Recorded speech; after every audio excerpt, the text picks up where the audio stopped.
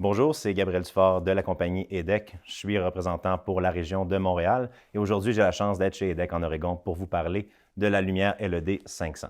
Donc, la lumière LED 500, en ce moment, on peut voir qu'elle est montée à un cart, mais elle peut être montée à beaucoup de places. On peut aussi la monter à la chaise, donc radius, ambidex à la chaise. Elle peut être aussi montée au mur, au cabinet. On peut aussi la monter au plafond, donc sur une rail, ou même fixe au plafond. Donc, il y a beaucoup de place parce qu'on peut mettre cette lumière-là.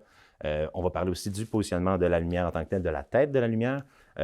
Vous avez un 560 degrés de rotation qui est possible autour de cette lumière-là. Donc, si jamais vous voulez la rapprocher de vous, vous pouvez lui faire un 180, la mettre au-dessus de vos yeux, un peu comme si vous utilisiez une lumière frontale, ou simplement la travailler à 45 degrés comme vous êtes habitué, normalement. Donc, c'est possible. N'oubliez pas, 560 degrés de pivot.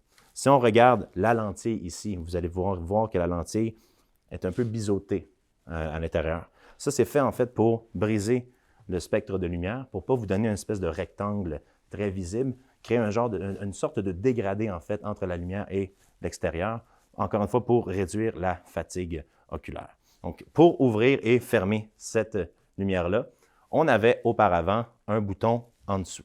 Quand je dis auparavant, tout récemment, on a maintenant l'option touchless, dans le fond, sans contact. Donc, juste en passant la main en dessous, on peut ouvrir et fermer la lumière assez facilement.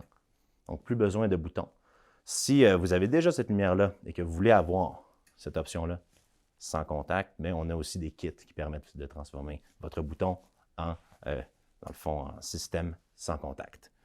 Pour modifier les différentes intensités de lumière, vous pouvez le faire à partir du touchpad. On en parle dans une autre de nos vidéos aussi. Donc, le touchpad, vous pouvez ouvrir la lumière, fermer la lumière. Vous pouvez aussi modifier les différentes intensités à partir du touchpad, mais c'est possible de le faire aussi à partir de la tête de la lumière. Donc, juste en tournant ici, vous avez un bouton avec en haut et en bas. Donc, quand je vais peser en haut ou en bas, juste la remettre dans cette direction. Flèche en haut, flèche en bas, vous allez voir que juste ici, on va pouvoir changer. Vous avez 15 000 lux, 25 000 lux, 30 000 lux et le mode composite qu'on appelle le mode Curve Save. Donc, on vient retirer toute la lumière bleue, dans le fond, de la lumière en tant que telle. Donc, vous avez les différents lux ici. Parlant de lux et parlant aussi de fatigue oculaire, vous avez 30 000 lux quand vous avez des belles grandes fenêtres dans votre salle opératoire. Mais souvent, on va mettre ça à 30 000 lux parce qu'on se bat un peu contre la lumière naturelle. Mais j'ai beaucoup de clients qui me disent « Ah, j'ai pas besoin de ma lumière, j'ai ma lumière frontale à moi, j'ai pas besoin de ça. » C'est pas une bonne idée pour plusieurs raisons. Dans le fond, pour deux majeures raisons. La raison principale étant que les lumières frontales, on ne sait pas trop exactement où est-ce qu'on est en termes de luxe. Et elles peuvent aller jusqu'à un maximum, des fois, de 90 000 lux. Cette lumière-ci, le maximum est à 30 000 lux. Donc, si vous la crinquez, dans le fond, au maximum, votre lumière frontale, elle peut être jusqu'à 90 000 lux. Et si vous n'avez pas de lumière comme celle-ci, vous avez uniquement votre faisceau de lumière, mettons, à 90 degrés dans la bouche. Donc, on a 90 000 lux en bouche. Normalement, à midi comme ça, on a à peu près 1000 lux. Donc, on aurait 90 000 lux en bouche, 1000 lux autour, un ratio de 90 pour 1.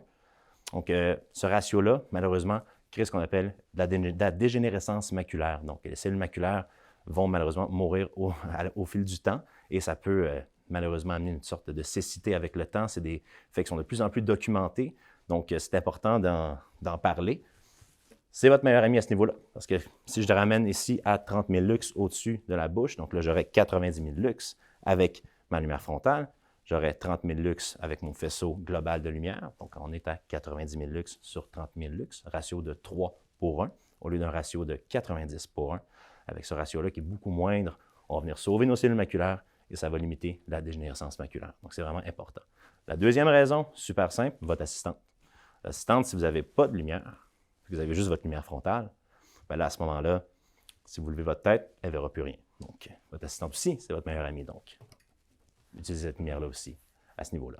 Un autre aspect intéressant de cette lumière, c'est que chacune des lumières que vous achetez, dans le fond, va venir avec une barrière Medicom. Donc, 2 barrières Medicom, en fait, par lumière. Ça vient dans une espèce d'enveloppe bleue et vous en avez 2 par enveloppe, en fait. Et ces barrières-là, ce n'est pas comme les barrières que vous utilisez sur vos touchpads ou quoi que ce soit. Ce sont des barrières qui sont utilisées un peu comme les barrières d'écran cellulaire. Ce que ça veut dire, dans le fond, c'est que vous allez la mettre parfaitement sur la lentille. Ça va fitter parfaitement. Vous voyez, le rectangle est parfait, exactement identique à celle de la lentille. Vous allez la placer sur la lentille et vous allez, dans le fond, nettoyer cette barrière-là et non pas la lentille. Le but étant que vous ne nettoyez pas la lentille avec des lingettes parce que ça va devenir assez bariolé rapidement. Ça peut même avoir l'air sale parce que c'est magané. Et cette pièce-là est assez dispendieuse aussi, donc on veut sauver de l'argent en même temps. C'est pour ça que ça vient avec ces barrières-là qui sont assez spéciales et qui vont agir vraiment de barrières comme sur les écrans de cellulaire. Donc, comment est-ce qu'on la place, cette barrière-là? Assez simple. Je pars vers le haut, comme ceci, et je vais juste la laisser tomber, comme ça. Donc là, après ça, vous l'avez en place comme ceci. Vous allez nettoyer ça, et non pas la lentille. Donc, vous nettoyez, et on la remplace, dans le fond, super simplement, en tirant un de ces coins-là. On en met une autre. Seulement lorsque la barrière est maganée.